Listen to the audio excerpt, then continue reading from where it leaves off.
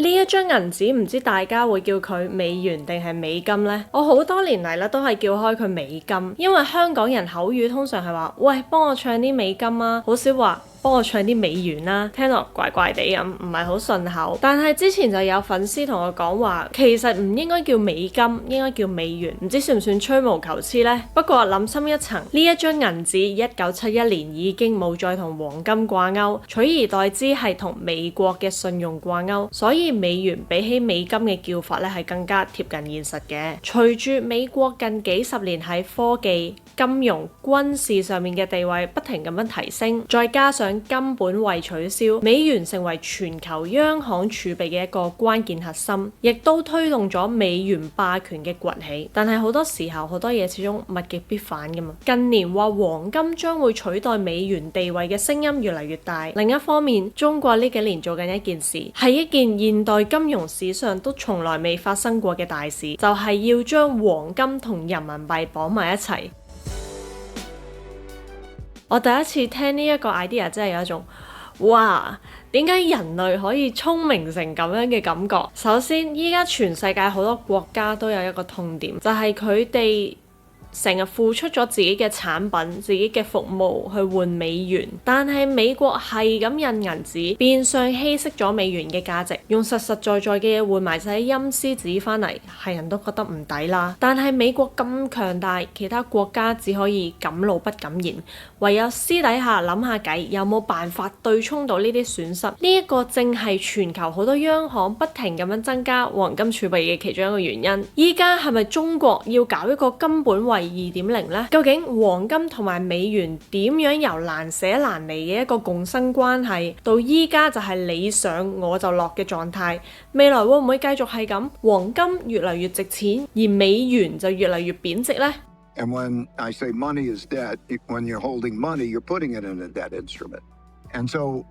for those reasons, when you have such a supply of debt and debt instruments, and it's not an effective storehold of wealth, it's natural to go to an alternative storehold of wealth, which is why we're going to harder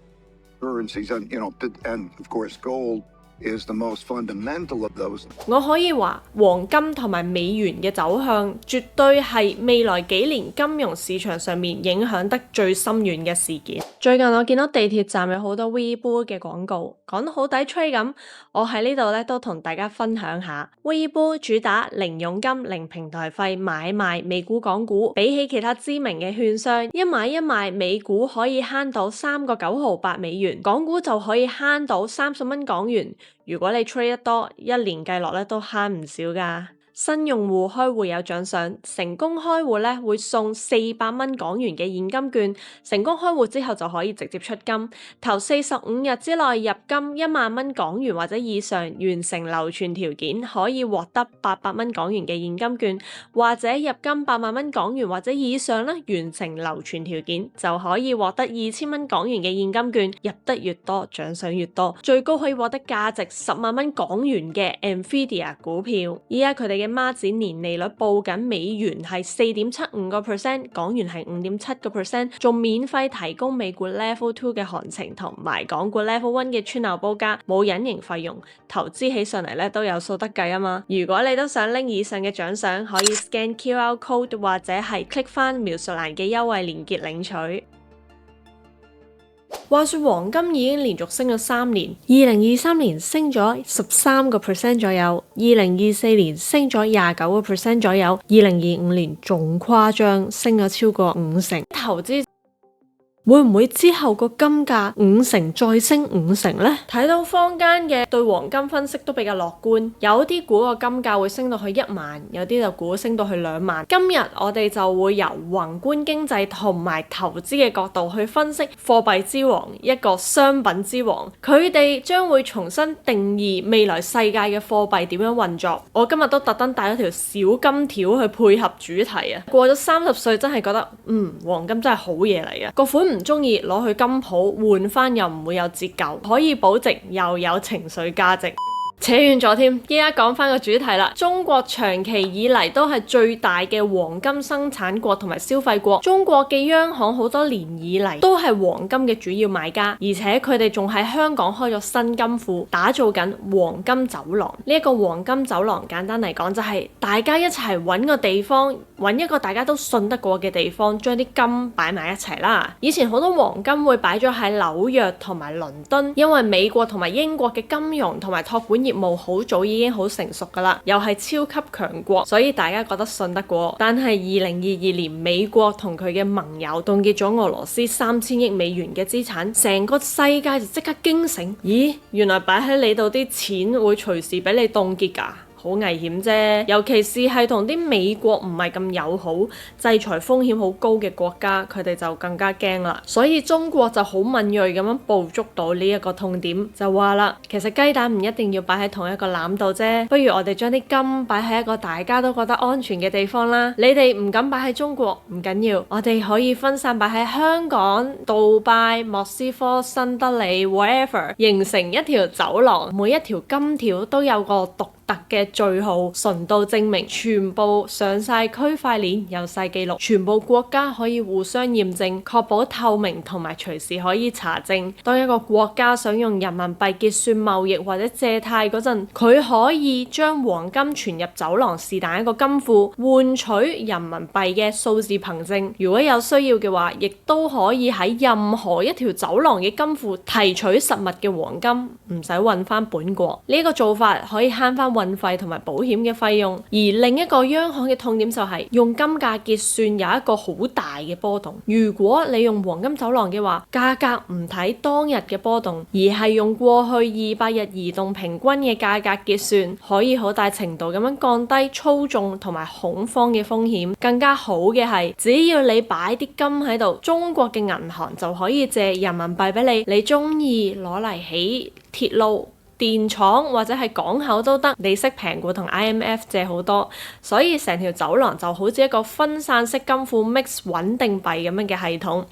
黃金實物分散咁樣存放，數字人民幣可以隨時隨地咁樣拎出嚟。呢一套機制令到發展中國家或者俾人踢出 SWIFT 嘅國家可以用自己嘅黃金換發展資金，而唔使先換美金或者係用美國嘅系統。所以呢一個黃金走廊點解對大家嚟講咁重要呢？因為佢好可能係未來10年成為美元以外最大嘅平衡結算網絡嚟㗎。不過黃金走廊要做大，有一個好難解決嘅點，畢竟中國搞金融都叫太新啦，始終冇西方國家咁歷史悠久。為咗得到其他國家嘅信任，中國又諗咗幾個措施去保障呢啲黃金嘅安全。首先係分散式嘅保管，除咗物理上分散啲黃金庫存喺幾個安全嘅地方，亦都喺技術上用區塊鏈建立一個分散式嘅賬本，每條入庫嘅金條都會有詳細記錄，同時生成一個冇辦法篡改嘅數字化身份證。所有參與方包括監管方都會擁有相同賬本副本，任何轉移或者係交易記錄都必須經過共識先會更新，所有嘢都可以做到好透明化。舉個例子，你試下想象一下一個國家嘅單一話事人唔可以靠自己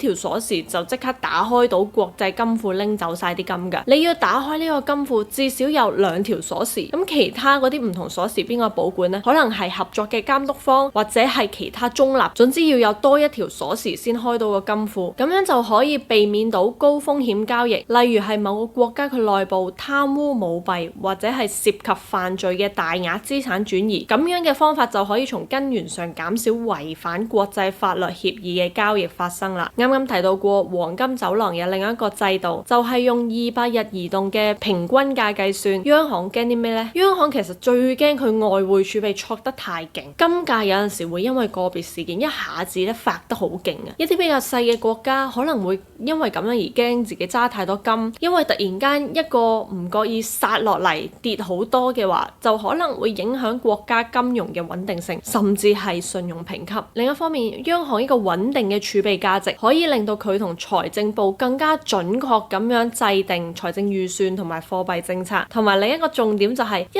嚿任何資產，當佢嘅波動性低咗，其實變相相佢嘅價值係會高咗嘅喎。我舉個例子，你抵押價值100萬嘅騰訊同埋抵押價值100萬嘅快手，你用騰訊去借咧，可能借咗80萬；用快手去借咧，可能借得70萬。因為騰訊個波動性低啲，就會有一個比較高嘅抵押價值。如果有國家需要抵押金嚟借錢，抵押價值就有空間可以做得更加高。所以總而言之，穩定嘅黃金價值可以幫到呢啲國家嘅央行同埋財政部咧，更加好咁樣制定政策。另一方面，一個好緊要關於黃金嘅遊戲規則改變咗啦，而呢一個嘅改變將會喺未來好多年加速去美元化。全球銀行監管規則巴塞爾3世入邊有一條規則改咗嘅，黃金以前要打5折去 book 入帳嘅，1億嘅黃金只會計5000萬咁樣去 book， 但係依家黃金就升咗呢啦，可以 book 翻佢100%嘅價值，變相黃金嘅價值更加接近現金同埋美國國債。再下一步，中國咧推行緊想將黃金納入巴塞爾銀行監理委員會定義嘅 HQLA， 即係高品質流動資產。一旦納入 HQLA， 黃金就會被視為最安全、最易變現、最可以應急同埋做擔保嘅資產。大家又覺得乜嘢國家會幫襯黃金走廊呢？我自己就諗到3類，第一類就係即刻跳船型。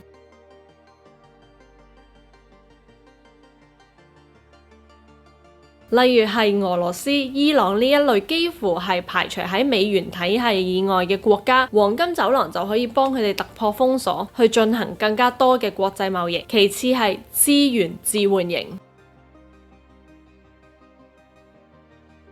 主要喺非洲同埋東南亞入邊擁有比較多金礦或者天然資源嘅國家，但係又冇錢發展嘅國家，例如係烏干達、奈及比亞、加納等等，即係東南亞嘅一啲比較缺錢嘅金磚國家，佢哋共通點就係有金礦或者其他天然資源，但係冇錢做基建，佢哋就可以透過黃金走廊問大陸借人民幣。你可能會問啊，點解要問大陸借人民幣呢？其實我同其他國家借美金都得嘅啫，係得就得，但係呢啲國家評級好低嘅，佢哋要俾到好高息先至有人肯借，貴到好似講緊15% 呢種嘅高息，對呢啲國家嚟講，除非佢哋真係有好好嘅 project， 回報好高，冚得過個利息就話啫。但係往往呢啲國家唔係好識發展㗎嘛，佢發展咗，佢已經唔係第3世界國家啦。如果佢真係用呢一個息率問出邊借，咪盞越借越窮。有咗呢個黃金走廊，呢啲非洲國家咧就可以直接去買啲黃金擺喺金庫，再問中國借錢，叫中國幫佢起工廠或者係發展基礎建設啦。第3類就係精明計算型，最有代表性就係阿聯酋同沙特。雖然佢哋係美國嘅傳統盟友同埋石油美元體系嘅重要支持，而且佢哋實力夠強，其實佢哋用黃金走廊的確必要性冇前者咁大，但係 why not？ 籌碼冇人嫌少噶嘛。其實佢哋就好似搖擺州咁，不過佢哋唔係搖擺州啦，搖擺國。阿聯酋同埋沙特可以利用黃金走廊作為西方傳統盟友談判嗰陣嘅一個籌碼，用嚟去爭取對自己更加有利嘅條件，同時亦都可以分散風險。呢一類型嘅國家會好精準咁計算自己嘅利益同埋風險。如果實力比較強嘅阿聯酋同埋沙特都用黃金走廊嘅話，相信呢都有好多精明計算型嘅國家會跟機嘅。所以呢個制度對其他國家嚟講，佢帶來嘅係信任，相對美元唔會話無啦啦俾人印好多去稀釋佢嘅價值。呢個世界其實都係需要一個替代方案。以前全球儲備咧有70% 係用美元嘅形式擺喺美國國債，因為佢哋被視為最安全嘅資產。但係到咗2022年，成個世界變咗啦。美國凍結咗俄羅斯3000億美元嘅外匯儲備之後，無論大家政治立場係點，都俾大家睇到，如果儲備係美元嘅話，佢未必真正屬於你嘅喎。撳一個掣，或者如果佢真係想要沒收，佢都可以沒收到。好多國家就諗啦，如果連俄羅斯咁大嘅國家都咁啦，下次輪到我點算呢？所以信任係一點一滴咁樣消失。我睇到有專家分析就話，好多央行嘅黃金喺全球儲備入邊嘅份額咧，即將會超過美國國債。而依家美元嘅份額已經係跌到幾十年以嚟嘅低位啦。而我自己睇喺未來5至10年，黃金嘅角色將會產生戰略性嘅改變，由單純嘅價值儲藏咧演變為一個新嘅金融體系嘅一個基礎抵押品。當我哋從投資角度去睇美元同埋黃金嘅價格，未來5至10年我會睇美元有個輕微貶值，大約係5至10% 左右，佢唔會瘋狂貶值，因為畢竟美國嘅央行聯儲局啦，搞咗金融咁多年，個個話爆，但係咁多年佢都仲生存到，所以唔好太睇小佢嘅韌性，佢總有好多張唔同嘅牌可以打。美元嘅話，通常講到美元貶值，好多人都會驚，因為我哋香港人啲 cash 主要係港紙，而港紙又同美元係聯繫匯率。如果美元一路貶值，我手頭上啲港紙係咪都會變得越嚟越唔值錢呢？理論上係嘅。如果其他貨幣例如人民幣、歐元、加紙等等冇太大嘅喐動，人哋唔貶得你貶，你相對嘅價值就會低咗啦。當然啦，美元貶值其實對我哋嚟講未必全部都係壞事，因為每當美元緩慢又可控咁樣貶值嘅話呢，熱錢就會有更加大嘅誘因流入風險資產或者係新興市場，包括香港啦。至於黃金嘅走勢，未來最大嘅下跌空間有幾多？例如話會唔會跌翻晒幾年嘅升幅呢？我就唔可以排除呢個可能性，不過要滿足以下我講嘅幾個預設條件。首先，地緣政治嘅衝突結束咯，中美爭霸結束，大家做翻好朋友。第二，美國唔再周圍制裁啦， SWIFT 開放俾全世界任用，唔再反全球化，唔再有貿易壁壘。第三就係黃金嘅開採成本下降，或者係成功發明咗煉金術，黃金無限供應，又或者係聯儲局重新加息，美元重新走強。其實除咗聯儲局重新加息呢一個最有機會發生之外咧，其他嘅因素我睇發生嘅機率低到係黑天鵝咁樣嘅級數噶啦。所以如果黑天鵝冇出現嘅話，我睇黃金長期嘅走勢應該係會緩慢咁樣升值，5至10年大概係20至30左右啦升。你話係咪好叻呢？如果你用傳統 Sharpe ratio 去睇呢一啲嘅資產表現，即係喺同樣嘅風險底下，你可以換到幾多回報？金價嘅波幅其實大過美股嘅標普500，但係又長期跑唔贏美股，所以唔算係一個特別叻嘅投資。但係黃金佢有一個獨特嘅好處，就係佢嘅價格同其他風險資產咧，往往都係負相關，而且流動性非常好。你拎住啲金走遍天涯，度度都盈利嘅。所以如果你用黃金作為成個投資嘅一個配角，長線嚟講反而可以降低成個持倉嘅波動。如果喺呢個角度睇，我覺得黃金都唔錯嘅。有幾種常見嘅黃金投資方法，我會同大家講下有咩好處，有啲咩伏，有啲咩細節要留意啦。因為揀得唔好，隨時你成嚿錢會 total loss 㗎。首先講下實金先，包括金條、金粒、金飾都係實金，好處就係見得到又摸得到，擺喺度啦，你有實物喺手，心入邊就會安心好多啦。尤其是係有啲朋友中意買9999純度嘅投資金條，呢一個咧手工費會比較少，價格比較接近國際金價，比較適合長期保值。不過實金最大問題，如果你擺屋企咧就驚爆蝕，你擺喺銀行保險箱咧就要俾另外嘅租金。金條嘅差價咧相對上係比金飾會低啲，因為金飾佢有設計費啦、品牌日價，變相呢一開始如果你淨係講投資價值咧就已經輸起步噶啦，將來沽出個差價會蝕得多啲，同埋唔同金鋪佢計落嘅費用都唔同，有啲係已經包咗2% 佣金，有啲就會係另外喺件貨度扣，同埋好多時候要收火耗費，即係幫你熔金、驗金純度嗰一筆錢，可能係賣出價4至10% 不等。買賣渠道方面，我哋最熟知嘅連鎖金行，例如乜嘢生、乜嘢福，佢哋嘅品牌信譽就好好，買賣程序就會標準化，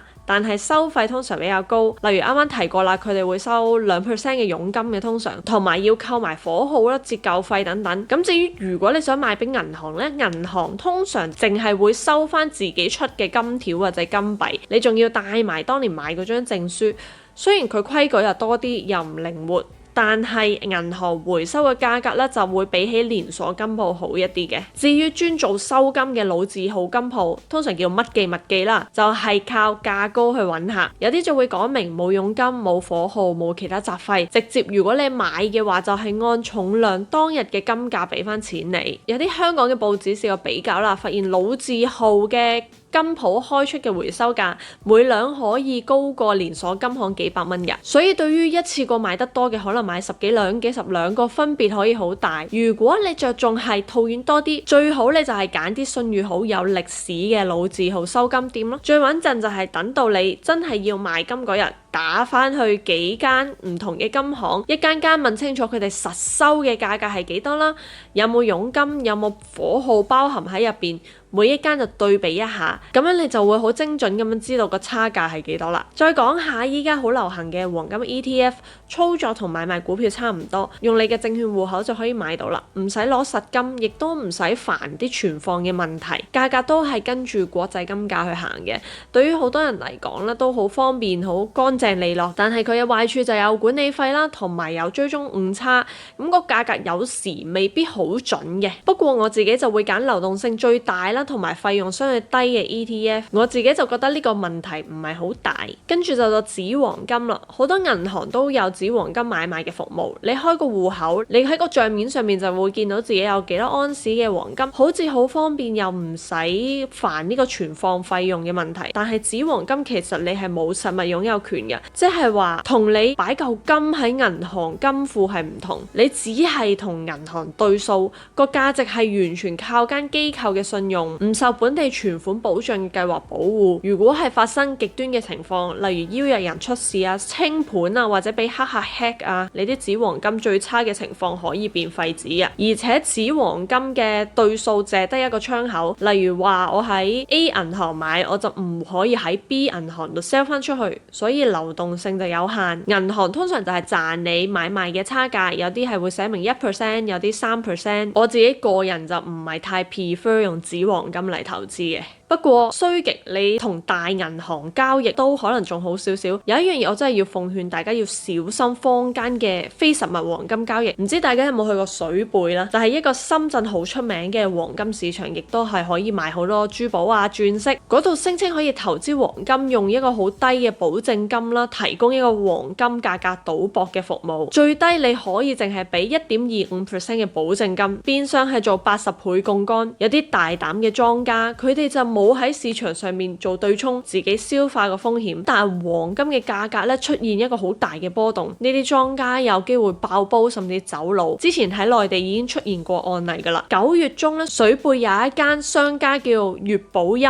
突然間結業，據悉嘅原因就係我啱啱提及嘅資金鏈斷裂，涉及幾億人民幣嘅金額。另外大家都要小心不明來歷嘅黃金託管業務，例如話同你講，你不如擺啲金去我度啦，我唔收你儲倉費，我仲會派埋息俾你添，2厘3厘我派俾你，好過就咁擺喺屋企啦。你唔知佢會唔會偷偷地賣咗你啲金去做其他嘢或者走佬噶。內地如果你真係查下呢，其實已經有好多苦主噶啦。呢一陣風我就唔知會唔會吹到嚟香港，但係我知道唔少香港嘅朋友呢都會去水貝市場，所以就講定俾大家聽，等大家預先小心定先。除咗黃金之外，好多人都有興趣收息股啦，佢就唔似黃金咁產生唔到現金流，仲需要倉儲費。不過無論係港股、美股、增長股、收息股、債券都好啦，有冇現金流都好，我哋要知道點樣揀佢，點樣分配都好重要嘅。其實入邊都有好多伏，如果你唔係話太貪心，淨係想避開啲伏，簡單穩陣咁樣做到資本增值同埋收息，可以上翻 www.millionaire.com 報名去聽我最新嘅免費線上分享會。大家又覺得投資組合應該揸幾多個 percentage 嘅黃金係最恰當呢？留言話俾我聽啦，拜拜。